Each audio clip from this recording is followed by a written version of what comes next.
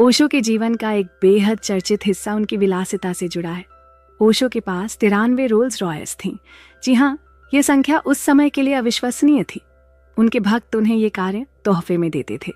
लोग उन्हें Rolls Royce बाबा तक कहने लगे। लेकिन ओशो का कहना था, यह कार्य मेरे लिए केवल साधन है। मेरे अनुयायी चाहते हैं कि मेरे पास 365 कारें हों ताकि हर दिन मैं एक नई कार्य का आनंद ले सकूं। ओशो ने अमेरिका में 36,000 एकड़ जमीन पर एक पूरा शहर बसाया जिसका नाम था रजनीशपुरम।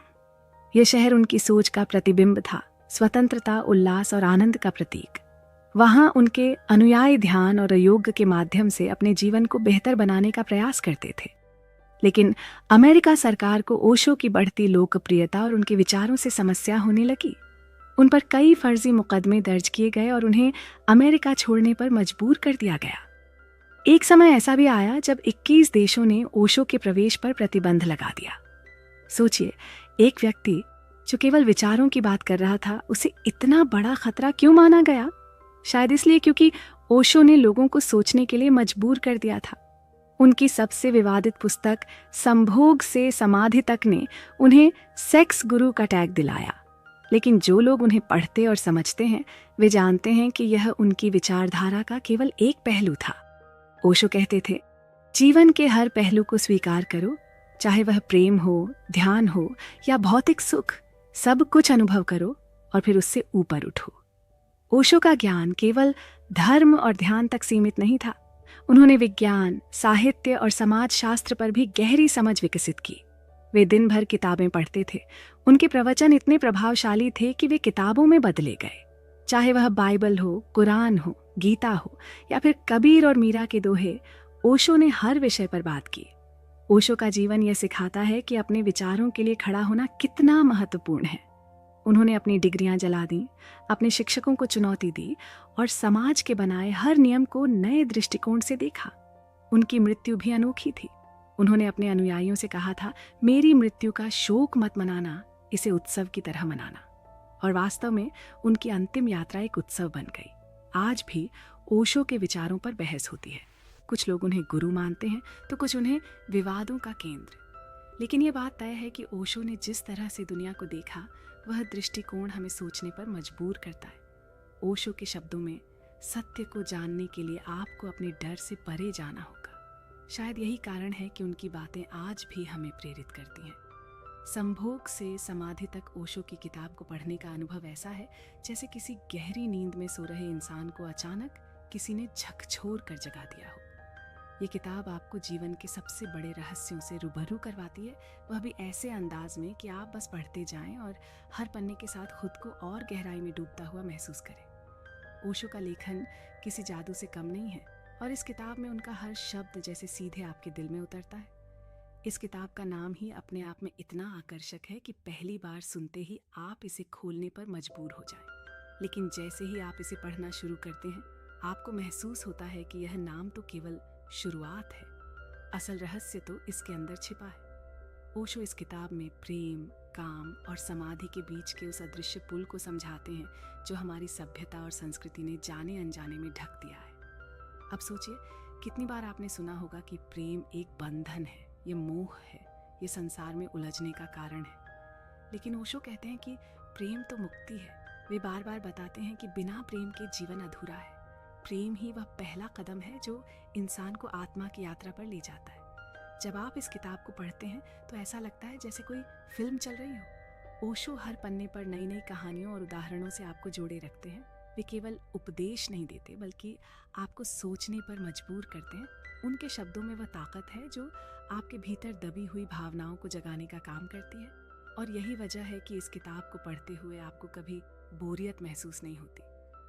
ओशो ने किताब के शुरुआती हिस्सों में इस बात पर जोर दिया है कि प्रेम और काम को लेकर हमारी सोच कितनी गलत दिशा में चली गई है। हमारी संस्कृति ने प्रेम को पाप की तरह दिखाया है। हजारों सालों से यह सिखाया गया है कि काम वासना से दूर रहना चाहिए, स्त्री को नरक का द्वार कहा गया और सच्चा साधक वही है जो इन सब से बचकर रहे। लेकिन ओशो कहते हैं कि ऐसा सोचना प्रकृति के खिलाफ है।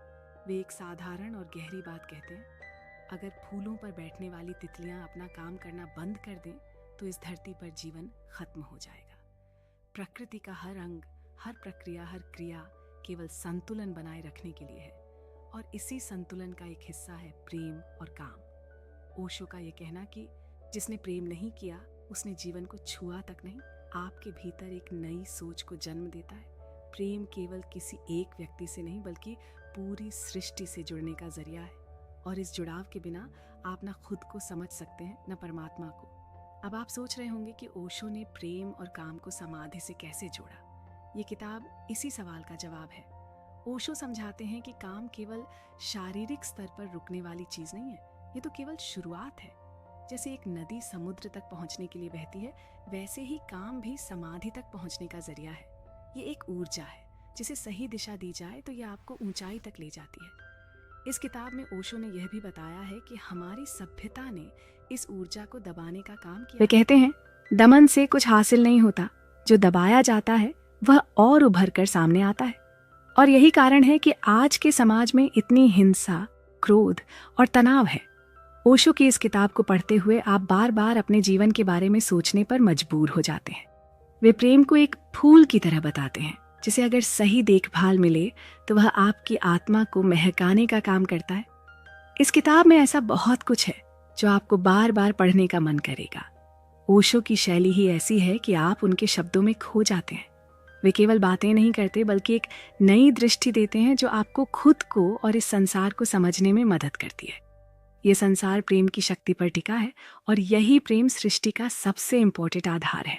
लेकिन विडंबना देखिए, हम इंसान उसी प्रेम का दमन करने में लगे हैं।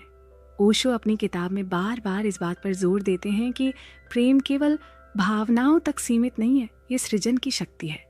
जब तक आप इसे समझेंगे नहीं, तब तक आप उस परम शक्ति जिसे हम ईश्वर कहते हैं तक पहुंच ही नहीं सकते। ओशो के अनुसार हमारी परंपराएं और समाज प्रेम को गलत समझने और इसे दबाने का काम करते हैं। उन्होंने इसका उदाहरण खजुराहो के मंदिरों से दिया। महात्मा गांधी जैसे महान लोग तक कहते थे कि इन मंदिरों को वस्त्रों से ढक देना चाहिए, पर ओशो कहते हैं नहीं, इन्हें ढकने की जरूरत नहीं बल्कि इन्हें समझने की जरूरत है। खजुराहो के मंदिरों में उकेरी गई कलाकृतियां केवल काम वासना का चित्रण नहीं है, ये इस बात का प्रतीक है कि जब आप किसी चीज को गहराई से अनुभव करते हैं तो आप उससे ऊपर उठ जाते हैं। सोचिए, अगर आप अपने पसंदीदा भोजन को बार बार खाएं तो एक समय ऐसा आएगा जब आप उससे ऊब जाएंगे। ठीक उसी तरह जब आप किसी अनुभव को पूरी तरह जीते हैं तो आप उसके पार चले जाते हैं। ओशो कहते हैं कि प्रेम और काम वासना को दबाने के बजाय उसे समझना और स्वीकार करना चाहिए। यही स्वीकार्यता आपको आध्यात्मिकता के रास्ते पर ले जाती है। आज के दौर में लोग शादी कर तो लेते हैं, लेकिन उसमें प्रेम गायब रहता है। यही कारण है कि रिश्ते टूट रहे हैं और लोग मानसिक रूप से परेशान हो रहे हैं। ओशो का कहना है कि जब तक आप अपनी इच्छाओं को समझेंगे नहीं, तब तक आप शांति का अनुभव नहीं कर सकते। आप जिस ऊर्जा को दबाने की कोशिश कर रहे हैं वह कहीं ना कहीं से प्रकट हो ही जाएगी। अगर वह बाहर नहीं निकली तो शरीर और मन पर नकारात्मक प्रभाव डालेगी। ओशो यहाँ एक कहानी का जिक्र करते हैं। एक बॉय उनके पास आया और बोला, मैंने आज तक किसी गर्ल को छुआ तक नहीं है, लेकिन मैं परमात्मा को पाना चाहता हूँ। ओशो ने उससे कहा, तुमने पानी तक नहीं चखा और सागर को पाना चाहते हो, ये तो नामुमकिन है। उनका कहना है कि प्रेम को अनुभव के बिना आप उस उच्चतम प्रेम यानी ईश्वर तक नहीं पहुंच सकते। हमारा समाज बार बार ये सिखाता है कि इच्छाओं का दमन करो, लेकिन ओशो बताते हैं कि दमन से कोई लाभ नहीं होता। अगर आप अपनी इच्छाओं को समझकर, स्वीकार करके और उन्हें सही दिशा देकर जीते हैं तो आप अपने अंदर एक नई ऊर्जा का अनुभव करेंगे। यही ऊर्जा आपको सृजन की शक्ति और आध्यात्मिक विकास की ओर ले जाती है। ओशो ने चर्च, मस्जिद, मंदिर सभी की आलोचना की। उन्होंने कहा कि इन जगहों पर आपको सिखाया जाता है कि इच्छाओं को पाप समझो, लेकिन असल में यह इच्छाएं ही हैं जो आपको आध्यात्मिकता की गहराई तक ले जा सकती हैं। जब आप अपनी ऊर्जा को पहचानते हैं तो वह ऊर्जा सृजन का कारण बनती है। इस किताब में बुद्ध की कई कहानियों का जिक्र है। ओशो बताते हैं कि बुद्ध का पूरा संदेश प्रेम पर आधारित था, लेकिन मजेदार बात यह है कि वह हर चीज पर सवाल उठाते थे। सवाल उठाना हमारे विकास का सबसे जरूरी माध्यम है। ओशो कहते हैं कि जब तक आप सवाल नहीं करेंगे तब तक आप सच्चाई तक नहीं पहुंच सकते। मानव जीवन में सबसे ताकतवर शक्ति है सृजन की शक्ति, और यह सृजन प्रेम से ही होता है। लेकिन विडंबना देखिए, हम उसी प्रेम को दबाते जा रहे हैं। समाज ने एक ऐसा तंत्र बनाकर लिया है जो प्रेम को पाप और शर्म का विषय बना देता है। लोगों को सिखाया जा रहा है कि प्रेम की ओर मत जाओ, इसे रोकना ज़रूरी है। पर सच तो ये है कि जब तक आप प्रेम को समझेंगे नहीं, उसे अपनाएंगे नहीं, तब तक आप उस परमात्मा को कभी महसूस नहीं कर पाएंगे जो हर चीज़ की रचना करता है। ओशो इस संदर्भ में एक दिलचस्प बात बताते हैं। वो कहते हैं कि खजुराहो के मंदिरों की मूर्तियों को देखकर महात्मा गांधी जैसे लोग कहते थे कि इन मूर्तियों को छिपा देना चाहिए, लेकिन ओशो इसे अलग नज़रिए से देखते हैं। वो कहते हैं, यह मूर्तियाँ तो जीवन के उस पहलू को दिखाने का प्रयास है जिसे हम सबसे ज़्यादा छुपाते हैं। ये मूर्तियाँ आपको बार बार देखनी चाहिए ताकि आप ऊब जाएं, और जब उस मोह से छुटकारा मिल जाए तो फिर आप अपने भीतर के मंदिर में जा सकें। सोचिए, अगर आप बार बार एक ही चीज़ देखते हैं तो उसका आकर्षण खत्म हो जाता है। जैसे कोई मिठाई हो जो शुरुआत में बहुत स्वादिष्ट लगती है, लेकिन अगर आप हर रोज़ वही मिठाई खाएं तो उससे ऊब जाएंगे। यही सिद्धांत इन मूर्तियों पर भी लागू होता है। ये बाहरी आकर्षण आपको अपनी ऊर्जा को समझने का मौका देती है। जब आप इस आकर्षण से ऊपर उठ जाते हैं तभी आप सच्चे ध्यान और आध्यात्मिकता की ओर जा सकते हैं। लेकिन हमारी सामाजिक व्यवस्था ने तो प्रेम को दमन का विषय बना दिया है। शादी जैसे रिश्ते भी प्रेम पर आधारित नहीं बल्कि सामाजिक दबाव और मजबूरी का परिणाम बन चुके हैं। ओशो कहते हैं, जब लोग प्रेम विवाह नहीं करने देते और जबरन शादी करवाते हैं तो फिर उनसे ये उम्मीद करना कि वे सच्चा प्रेम करेंगे अपने आप में एक विडंबना है। यही कारण है कि आजकल रिश्ते टूट रहे हैं, लोग मानसिक रूप से परेशान हो रहे हैं और समाज में तनाव पैदा हो रहा है। समस्या यह है कि लोग अपने असली चेहरे छुपा कर रखते हैं। बाहर से सब कुछ आदर्श लगता है, लेकिन अंदर की इच्छाएं कहीं और भटक रही होती हैं। यही कारण है कि भारत जैसे देश में, जहां समाज सबसे ज्यादा नैतिकता का पाठ सिखाया है, पोर्नोग्राफी सबसे ज्यादा देखी जाती है। लोग दिन में खूब आदर्शवादी बातें करते हैं और रात को अपने असली रूप में लौट आते हैं। ओशो इस बात पर भी जोर देते हैं कि मनुष्य कभी भी अपने भीतर की काम ऊर्जा से मुक्त नहीं हो सकता, क्योंकि यही ऊर्जा जीवन का स्रोत है। इसे दमन करने की बजाय इसे समझने और सही दिशा देने की जरूरत है। ओशो यह भी कहते हैं कि दमन करने से इच्छाएं खत्म नहीं होती बल्कि और ज्यादा जाती हैं। ये दमन जब बाहर प्रकट नहीं होता तो शरीर में बीमारी के रूप में उभरता है। यही कारण है कि आजकल लोग मानसिक और शारीरिक रूप से इतने परेशान हैं। प्रेम, जो जीवन की सबसे पावरफुल शक्ति है, अगर इसे खुलकर बहने नहीं दिया गया तो यह नफरत और हिंसा में बदल जाती है। ओशो ने यह भी कहा कि समाज ने महिलाओं को इतने दमन में रखा है कि वे खुद को पूरी तरह खो चुकी हैं। पति को परमेश्वर का दर्जा दिया गया और पत्नी ने इसे मान भी लिया, लेकिन यह मान्यता कितनी झूठी है। पति अगर पत्नी पर गुस्सा करता है तो पत्नी अपने गुस्से को बच्चों पर निकालती है। बच्चे मासूम हैं, लेकिन वे इस गुस्से का बोझ उठा रहे हैं। इसीलिए ओशो कहते हैं कि हमें अपने मन को बच्चे की तरह बनाना चाहिए। बच्चा सहज होता है, वह किसी भी चीज से बंधा नहीं होता। यही वह अवस्था है जहां आप परमात्मा को महसूस कर सकते हैं। आज की जनरेशन, समाज का यह तंत्र आपको बर्बाद कर रहा है। ये तंत्र आपको सिखाता है कि कैसे अपनी असली इच्छाओं को छुपाकर समाज के बनाए हुए आदर्शों पर चलना है। लेकिन ओशो कहते हैं, ये क्राउड आपको कहीं नहीं ले जाएगा। अगर आप सच में अपनी ऊर्जा और प्रेम को समझना चाहते हैं तो इस क्राउड से बाहर निकलना होगा। प्रेम को समझिए, उसे अपनाइए, दमन मत करिए, क्योंकि यही दमन आपके जीवन का दुश्मन है। ऊर्जा को सही दिशा दीजिए और फिर देखिए आपका जीवन कैसे बदलता है। यही वह शक्ति है जो आपको आपके भीतर के मंदिर तक ले जाएगी। हिटलर की कहानी शुरू में बहुत छोटी और मामूली लगती थी। शुरुआत में उसके साथ केवल 15 लोग हुआ करते थे। जब भी वह स्पीच देता, ये 15 लोग ताली बजाने लगते। ये ताली बजाना धीरे धीरे बाकी लोगों को भी खींच लेता। लोगों की खासियत होती है कि वह सोचती नहीं, वह बस साथ चलती है। मणिपुर की घटना को देखिए, वहां क्राउड ने क्या कर दिया। जो काम कोई व्यक्ति अकेले कभी ना करे, वो क्राउड के साथ जायज लगने लगता है। यही मानसिकता लोगों को गुमराह कर देती है। एक कहानी सुनिए। एक राजा के दरबार में एक फकीर आता है। वह राजा से कहता है, मैं आपको एक ऐसा वस्त्र लाकर दूंगा जो सिर्फ वही देख सकता है जो सच्चा और बुद्धिमान हो। राजा खुश होकर हाँ कर देता है। फकीर एक खाली सूटकेस लेकर आता है और उसे खोलकर कहता है, देखिए यही वह अद्भुत वस्त्र है। राजा सोचता है, मुझे तो कुछ दिखाई नहीं दे रहा। अगर मैंने कह दिया कि मैं इसे नहीं देख सकता तो लोग मुझे मूर्ख समझेंगे। राजा जोर से कहता है, क्या शानदार वस्त्र है, और उसके दरबारी भी डर के मारे वहीं कहने लगते हैं। धीरे धीरे यह बात पूरी सभा में फैल जाती है। सब जोर जोर से प्रशंसा करने लगते हैं, जबकि असल में कोई भी वस्त्र नहीं था। यही स्थिति आज के समाज की है। लोग जो सही लगता है उसे कहने से डरते हैं। सेक्स पर चर्चा करना पाप माना जाता है, लेकिन विडंबना देखिए, आज दुनिया में सबसे ज्यादा सर्च इसी विषय पर किया जाता है। समाज में इसे लेकर झूठे आदर्श बनाए गए हैं। बच्चों को उनके शरीर और उसकी प्रक्रियाओं के बारे में सिखाने के बजाय उन्हें अज्ञानता में रखा जाता है। यह दमन भविष्य में गंभीर मानसिक और सामाजिक समस्याओं का कारण बनता है। रामानुज की कहानी सुनिए। एक बार एक युवक उनके पास आया और बोला, मुझे परमात्मा को पाना है, मैंने कभी प्रेम या लगाव में समय बर्बाद नहीं किया। रामानुज ने मुस्कुराते हुए कहा, तुम सागर की गहराई में जाना चाहते हो, लेकिन पानी का स्वाद तक नहीं लिया।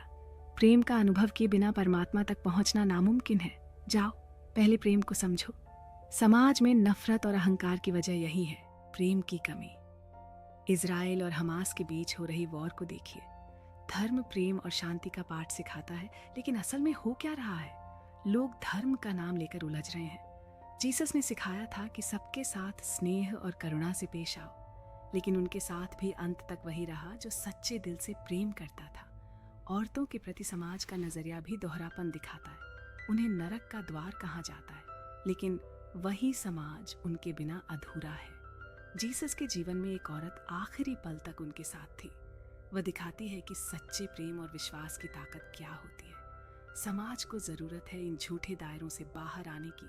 बच्चों को उनके शरीर और भावनाओं को समझने का मौका देना चाहिए। डर और दमन के बजाय शिक्षा और समझ को बढ़ावा देना होगा।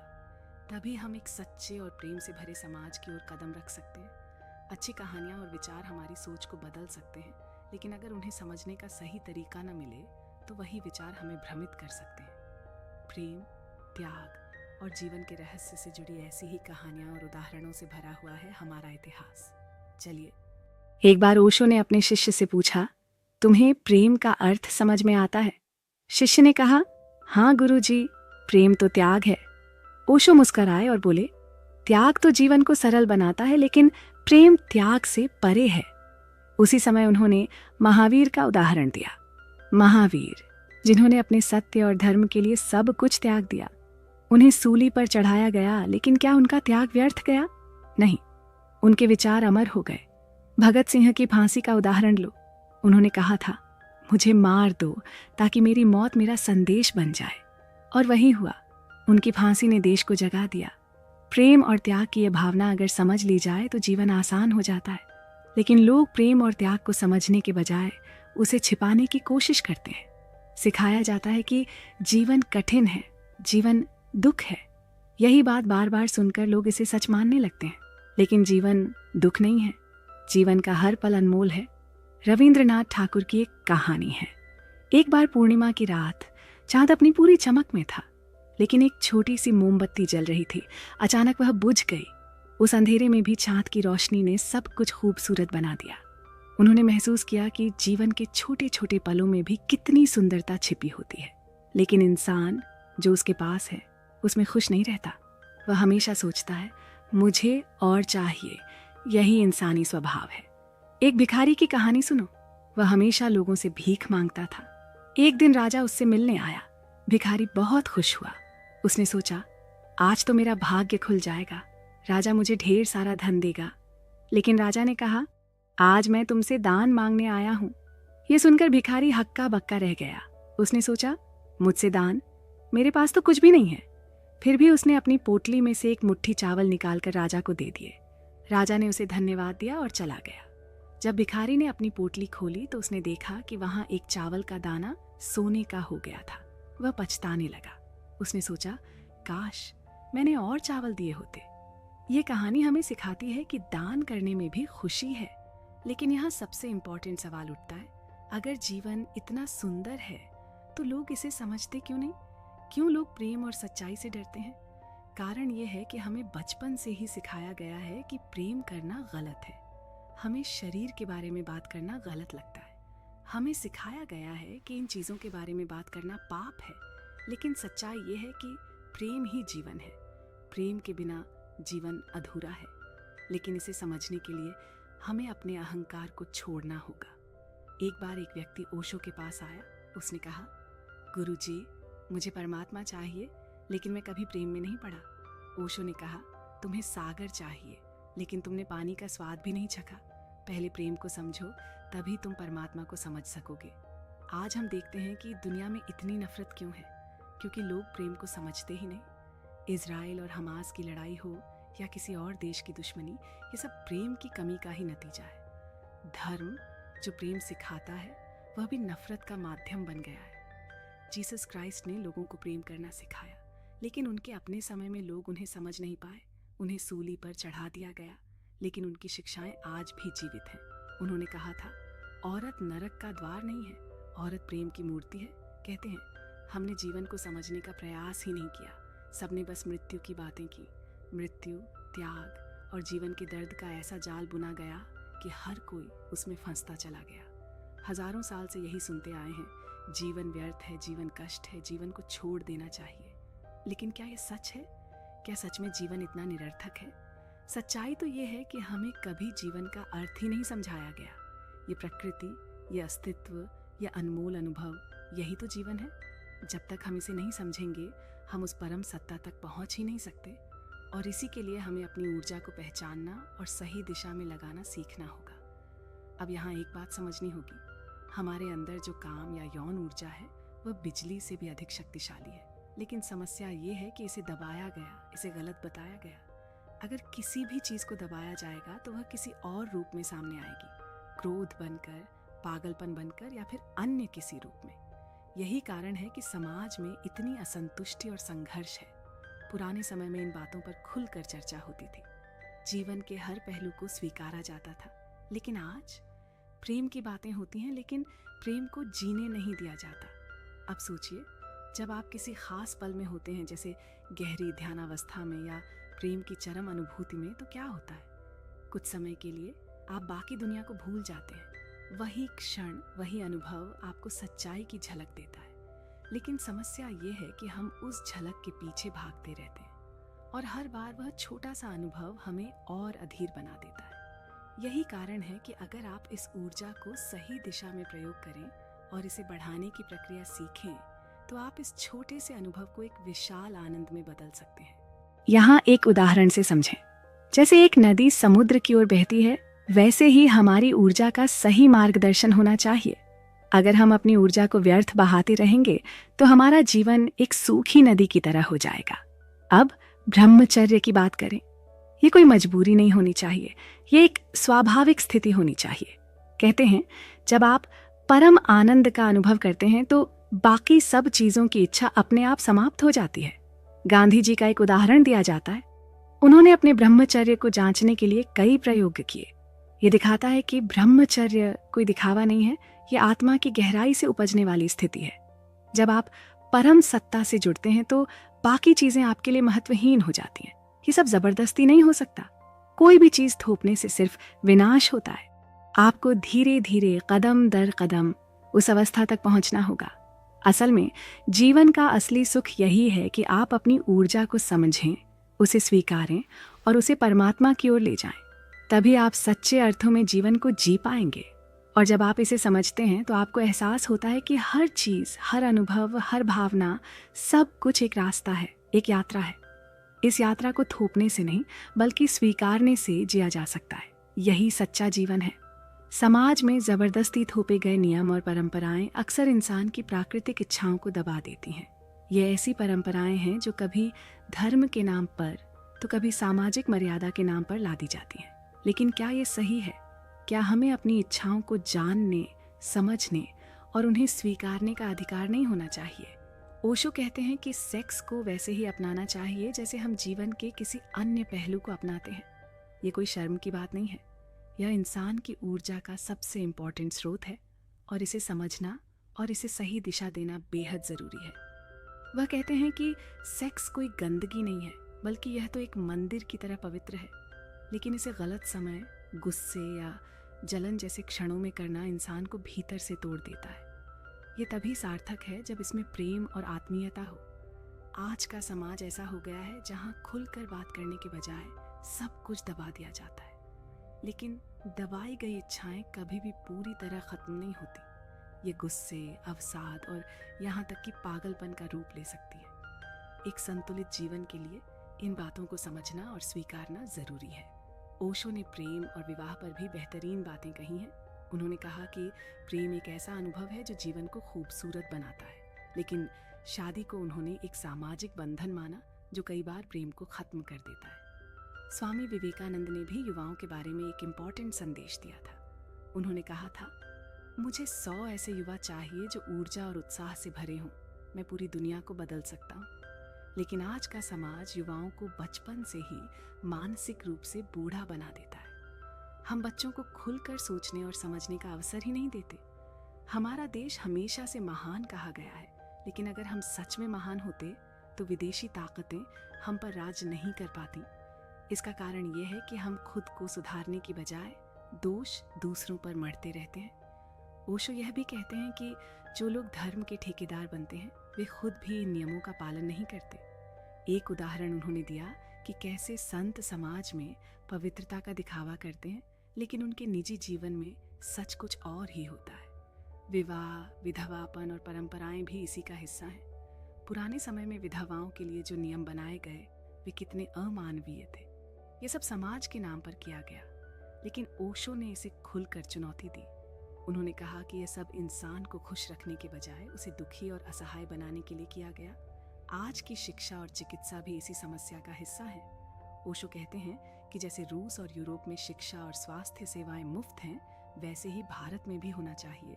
लेकिन यहाँ हर चीज को प्राइवेट कर दिया गया है ताकि लोग अधिक से अधिक पैसे खर्च करें। डॉक्टर और वकील जैसे पेशे भी इससे अछूते नहीं हैं। ये सब दिखाता है कि समाज को सुधारने के लिए हमें अपने भीतर झांकने की जरूरत है। जब तक हम अपनी सोच को नहीं बदलेंगे तब तक समाज भी नहीं बदलेगा। ओशो का संदेश स्पष्ट है, हमें अपनी प्राकृतिक इच्छाओं को स्वीकार करना सीखना होगा। हमें खुद को और अपने जीवन को समझना होगा, तभी हम सच्चे सुख और शांति को पा सकते हैं। क्या हमने कभी सोचा है कि जिस देश को हम संस्कृति और सभ्यता का धनी मानते हैं, वहाँ प्रेम और विवाह जैसे विषयों पर खुलकर बात करना आज भी क्यों मुश्किल है? हमारी जनसंख्या आज जिस स्तर पर पहुंच चुकी है, उसे देखते हुए यह सवाल उठता है कि आखिर ऐसा क्यों है कि प्रेम के बारे में बात करना पाप समझा जाता है, लेकिन जनसंख्या पर नियंत्रण का कोई ठोस कदम नहीं उठाया जाता। ओशो ने एक बार कहा था, हम इंसानों ने अपने चारों तरफ इतनी दीवारें खड़ी कर दी हैं कि अब हमें यह समझ ही नहीं आता कि असली आज़ादी क्या है। और ये बात आज के समाज पर पूरी तरह फिट बैठती है। हमारे समाज ने प्रेम को रोकने के लिए हर संभव प्रयास किए हैं। उसे वर्जनाओं की बेड़ियों में बांध दिया गया है, लेकिन सच्चाई ये है कि इन वर्जनाओं ने हमें कहाँ पहुँचाया है। आज हमारे देश की जनसंख्या विस्फोटक स्तर पर पहुँच चुकी है। हमारे संसाधन खत्म होते जा रहे हैं। पानी, हवा, जंगल सब कुछ तेजी से घट रहा है। ओशो बताते हैं कि अगर हम ऐसे ही चलते रहे तो वह दिन दूर नहीं जब हमारी सभ्यता भी उन विशालकाय हाथियों की तरह खत्म हो जाएगी जिनके आज केवल कंकाल ही बचे हैं। लेकिन समस्या यहीं खत्म नहीं होती। प्रेम और विवाह जैसे विषयों को हमने इतनी उलझनों से भर दिया है कि इनका असली अर्थ कहीं खो गया है। ओशो कहते हैं कि विवाह एक समझौता बन गया है। ये एक ऐसी व्यवस्था है जिसमें पति पत्नी के बीच प्रेम तो होता ही नहीं। दोनों अपने अपने गुस्से, कुंठा और असफलताओं को एक दूसरे पर निकालते हैं। और जब यह रिश्ता अपने मूल उद्देश्य को ही खो देता है तो क्या होता है? पति किसी और के पास जाता है, पत्नी किसी और के पास। परिवार टूटता है, समाज में अस्थिरता फैलती है। क्या आपने कभी सोचा है कि जहाँ प्रेम है वहाँ बच्चे कितने खुश और सफल होते हैं, लेकिन जहाँ नफरत है वहाँ वही नफरत अगली पीढ़ी तक जाती है? इस बारे में गहराई से सोचें। अगर कोई बच्चा बचपन से ही हिंसा, गुस्से और नफरत के माहौल में पला बड़ा है तो वह इम्पोर्टेंट होकर क्या बनेगा? ओशो कहते हैं, नफरत में पैदा होने वाले बच्चे नफरत ही देंगे। हमारे समाज में एक और मेन समस्या है सवाल पूछने की कमी। हम हर चीज को ऐसे ही मान लेते हैं, जो कहा जाता है उसे आंख बंद करके स्वीकार कर लेते हैं। क्या आपने कभी भीड़ का व्यवहार देखा है? भीड़ के पास न तो कोई अपना विचार होता है, न अपनी समझ। भीड़ हमेशा वह करती है जो उससे करवाया जाता है। हिटलर का उदाहरण लें। वह कैसे 15 से 20 लोगों को अपने साथ जोड़कर लाखों लोगों को अपने इशारों पर नचाता था। भीड़ को बहकाना सबसे आसान काम है। और यही कारण है कि संत, महात्मा, धर्म गुरु हमेशा भीड़ का सहारा लेते हैं, क्योंकि भीड़ को संभालना आसान है। लेकिन क्या इससे हमें कोई समाधान मिलता है? नहीं। ओशो कहते हैं कि हमारी सारी समस्याओं की जड़ है प्रेम की कमी, और यह कमी तभी पूरी हो सकती है जब हम अपने रिश्तों में ईमानदारी और सच्चाई लेकर आए। आजकल लोग कहते हैं कि शिक्षा और स्वास्थ्य मुफ्त होनी चाहिए, और ये बात बिल्कुल सही है। रूस और यूरोप के कई देशों में ये व्यवस्था है। वहाँ शिक्षा और स्वास्थ्य को राष्ट्रीय स्तर पर सबके लिए मुफ्त कर दिया गया है। लेकिन भारत में क्या हो रहा है? हमारे यहाँ डॉक्टर और वकील जैसे पेशे लाभ कमाने के लिए बन गए हैं। डॉक्टर चाहते हैं कि लोग बीमार हों ताकि उनका धंधा चलता रहे। वकील चाहते हैं कि झगड़े बढ़ें ताकि उन्हें केस मिले। तो क्या इसका कोई हल है? हाँ, है। हमें सबसे पहले अपने समाज में प्रेम और ईमानदारी को बढ़ावा देना होगा। परिवारों में प्यार होगा तो बच्चे खुशहाल होंगे, और जब बच्चे खुशहाल होंगे तो एक खुशहाल समाज बनेगा। ओशो कहते हैं, सच्चा प्रेम वही है जिसमें कोई बंदिश नहीं हो। लेकिन हमारा समाज प्रेम पर बंदिशें लगाता है, और परिणाम स्वरूप हम और हमारी आने वाली पीढ़ियां दुख और कष्ट झेलती हैं। अब समय आ गया है कि हम इन पुरानी परंपराओं और वर्जनाओं को तोड़ें। हमें प्रेम को समझना होगा, उसे अपनाना होगा। केवल तभी हम एक खुशहाल और संतुलित समाज का निर्माण कर सकते हैं। सोचिए, क्या आप भीड़ का हिस्सा बनकर रहना चाहते हैं या एक स्वतंत्र और खुशहाल इंसान बनना चाहते हैं? चुनाव आपका है। एक समय की बात है जब गौतम बुद्ध यात्रा पर निकले हुए थे। उनकी यात्रा का मकसद सिर्फ ज्ञान बांटना नहीं था, बल्कि लोगों के भीतर छिपी संभावनाओं को जगाना भी था। उनके साथ एक शिष्य भी था जो हर बात को समझने और हर घटना को गहराई से देखने का प्रयास करता था। यात्रा के दौरान बुद्ध एक आदमी से मिले। वह आदमी खुद को नास्तिक कहता था। उसने इम्पोर्टेंट गर्व से कहा, मैं किसी भगवान को नहीं मानता। मेरे लिए इस संसार में ईश्वर जैसा कुछ भी नहीं है। बुद्ध मुस्कुराए और बोले, बहुत अच्छा, तुमने कम से कम अपनी सोच को तय किया है। लेकिन यह भी जान लो कि यह सच का अंत नहीं है। जो तुम्हें अभी दिख रहा है वह बस शुरुआत है। आगे चलकर बुद्ध एक दूसरे व्यक्ति से मिले। यह आदमी ईश्वर में गहरी आस्था रखता था। उसने मेन श्रद्धा से कहा, मैं तो भगवान को मानता हूँ, हर पल मैं उसी की पूजा करता हूँ। मुझे बताइए, क्या और अधिक करना चाहिए? बुद्ध ने उसकी ओर देखा और शांत स्वर में बोले, क्या तुमने कभी सोचा है कि भगवान जैसा कुछ है भी, या यह बस तुम्हारी कल्पना है? यह विश्वास तुम्हें बांध भी सकता है। इसे परखो, देखो और फिर आगे बढ़ो। थोड़ा और आगे बढ़ने पर एक तीसरा आदमी मिला। वह उलझन में था। उसने कहा, मुझे समझ नहीं आता कि भगवान है या नहीं। मैं जानना चाहता हूँ पर जवाब नहीं मिलता। बुद्ध ने उसकी बात सुनी और कुछ नहीं कहा। वह सिर्फ मुस्कुराए और वहां से आगे बढ़ गए। शिष्य इस पूरे घटनाक्रम को देख रहा था।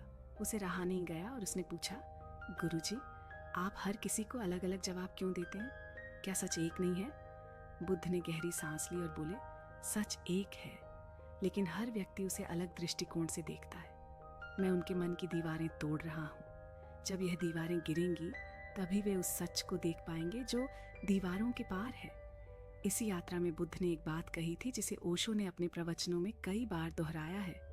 मनुष्य का सबसे इम्पोर्टेंट संघर्ष अपने भीतर है।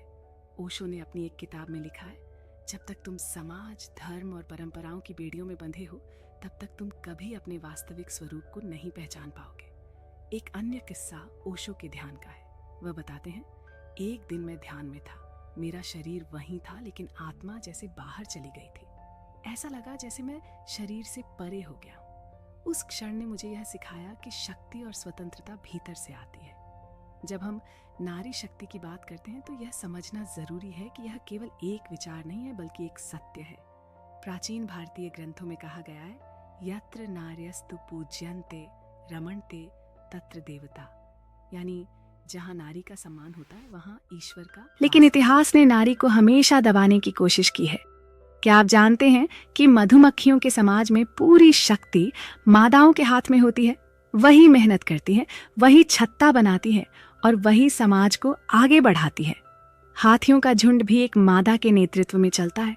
यहाँ तक कि जंगल का राजा शेर भी अकेले शिकार नहीं करता, ये काम शेरनियां करती हैं।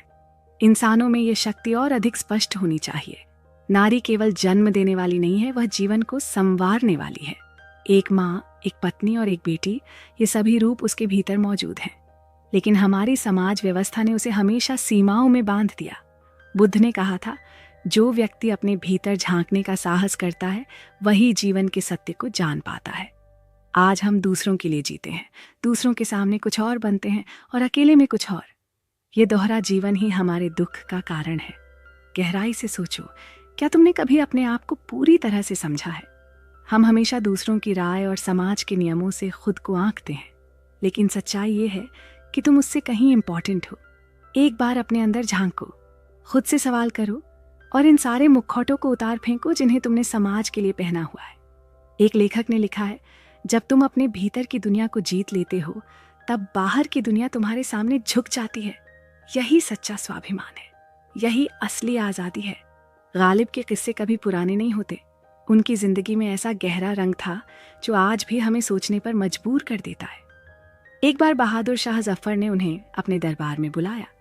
ये कोई साधारण निमंत्रण नहीं था, सम्राट का न्योता था। लेकिन गालिब, जो अपनी फकीरी और नजाकत के लिए मशहूर थे, उस समय आर्थिक तंगी से जूझ रहे थे। उनके दोस्तों ने उन्हें सलाह दी, अच्छे कपड़े पहनकर जाओ वरना दरबार के दरवाजे पर ही रोक दिए जाओगे। ये शाही रिवाज है, बिना ठाठ के वहां कोई इज्जत नहीं मिलती। गालिब ने हंसते हुए जवाब दिया, मेरी शख्सियत मेरे कपड़ों से नहीं, मेरी बातों से पहचानी जाती है। वह वैसे ही पुराने कपड़ों में चल दिए, लेकिन हुआ वही जिसका डर था। दरबार के द्वारपाल ने उन्हें भीतर जाने से रोक दिया। कौन हो तुम? ऐसे फटेहाल कपड़ों में दरबार में घुसने की हिम्मत कैसे हुई? गालिब मुस्कुराए और लौट गए। अगले दिन उन्होंने शानदार पोशाक पहनी, नए जूते डाले और दरबार में पहुंचे। इस बार कोई नहीं रुका। सम्राट बहादुर शाह जफर ने उनका स्वागत करते हुए कहा, मैं आपका इंतजार कर रहा था, कहाँ थे आप कल? गालिब ने इम्पोर्टेंट ही अनोखे अंदाज में जवाब दिया, जहां इज्जत कपड़ों में हो वहां मेरी जगह नहीं, लेकिन ये दुनिया ऐसी ही है, यहाँ इंसान को नहीं उसके लिबास को देखा जाता है। ये बात सुनकर सम्राट कुछ पल के लिए चुप रह गए, फिर बोले, गालिब, सच यही है कि समाज दिखावे पर टिका है, लेकिन तुम्हारी बातों में गहराई है। शायद तुम हमें यह सिखाने आए हो कि इंसान का असली मूल्य उसके विचारों और कर्मों में है। इस किस्से से एक बात साफ होती है, हमारी जिंदगी में सच्चाई अक्सर दबा दी जाती है। हम अपने भीतर की आवाज को सुनने के बजाय दूसरों की अपेक्षाओं के हिसाब से जीने लगते हैं, और यही हमारे दुख का असली कारण है। एक और किस्सा सुनिए जो सिखाता है कि दमन से मुक्ति कैसे पाई जाए। एक गांव में एक व्यक्ति था जिसे गुस्सा बहुत आता था। कहते हैं कि उसने गुस्से में अपनी पत्नी तक को नुकसान पहुंचाया था। वह खुद इस आदत से परेशान था। उसने एक संत से पूछा, मैं क्या करूं? गुस्से की वजह से मेरा जीवन नर्क बन गया है। संत ने कहा, तुम्हें सन्यासी बनना चाहिए। उन्होंने उसे एक नाम दिया, शांतिनाथ, और वह व्यक्ति सन्यासी बन गया। धीरे धीरे उसकी प्रसिद्धि बढ़ने लगी, लोग उसे संत मानने लगे।